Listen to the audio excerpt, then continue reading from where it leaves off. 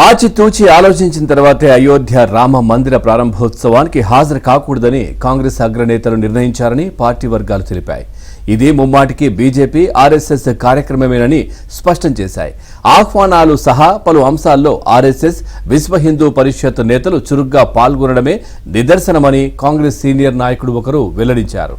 ఆలయ ప్రారంభాన్ని రాజకీయం చేసేందుకు స్వయంగా ప్రధాని మోదీనే ప్రయత్నించారని, జనవరి 22న ఇంటింటా దీపాలు వెలిగించమని ప్రజలకు పిలుపునిచ్చారని ఆయన గుర్తు చేశారు.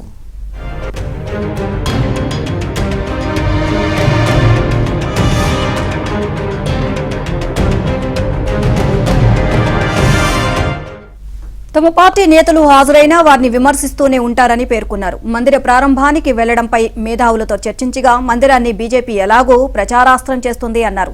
అందుకే ప్రారంభానికి దూరంగా ఉండడమే సముచితమని వారు చెప్పారని తెలియజేశారు. వెళ్లినా వెళ్లకున్నా తమకు వచ్చే ప్రయోజనం లేదు అని భావించే గైర్హాజరు అవుతున్నామని అన్నారు ఆ సీనియర్ నేత. మతాన్ని రాజకీయాలకు వాడుకోవడం రాజ్యాంగ వ్యతిరేకమని సుప్రీంకోర్టు 2017లోని తీర్పు ఇచ్చింది అని అన్నారు. బీజేపీ దానికి విరుద్ధంగా వ్యవహరిస్తుంది అని చెప్పారు. మందిరాన్ని బీజేపీ ఎన్నికల అంశం చేస్తే ప్రజలు కోల్పోయిన సామాజిక ఆర్థిక న్యాయం గురించి తాము ప్రస్తావిస్తామని ఆ సీనియర్ నేత చెప్పుకొచ్చారు. మత భావోద్వేగాలను సృష్టించడం రాజ్యాంగ వ్యతిరేకమని ప్రచారం చేస్తామని అన్నారు. బీజేపీకి మతం తప్ప ప్రజల సమస్యలు తెలియదు అని చెబుతామని తెలియజేశారు.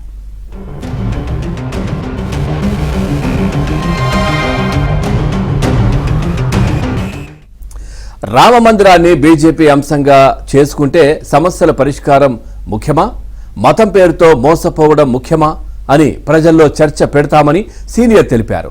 మత ప్రాతిపదికన ఓటు వేసే పరిస్థితులు దేశంలో పూర్తిగా లేవని విశ్లేషించారు. ఉత్తరాదిలోని కొన్ని ప్రాంతాల్లో తప్ప మిగతా చోట్ల హిందుత్వ పేరుతో బీజేపీకి ప్రయోజనం లభించే అవకాశాలు తక్కువేనని చెప్పారు. హిందుత్వ బీజేపీ సొత్తు కాదని కూడా ప్రచారం చేస్తామని ఆయన అన్నారు.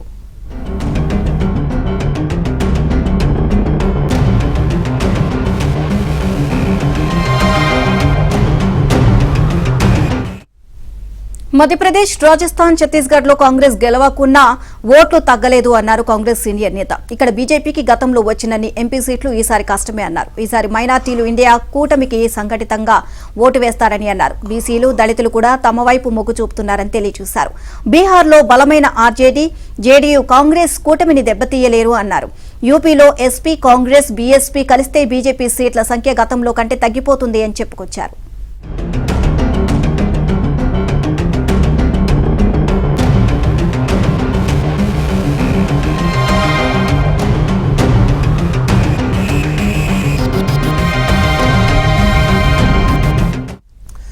కనీసం 140 స్థానాల్లో కాంగ్రెస్ విజయం ఖాయమన్నారు. దక్షిణాదిన ఎంత ప్రయత్నించినా బీజేపీ గెలుపు కష్టమని, కర్ణాటకలో 10 సీట్లు వస్తే మహా ఎక్కువని కాంగ్రెస్ సీనియర్ నేత అన్నారు. తెలంగాణలో 4 సీట్లను నిలబెట్టుకోలేదని, అక్కడ పోటీకి నాయకులే లేరని చెప్పారు. తమిళనాడు, కేరళలో బీజేపీ సాధించేది శూన్యమని చెప్పారు.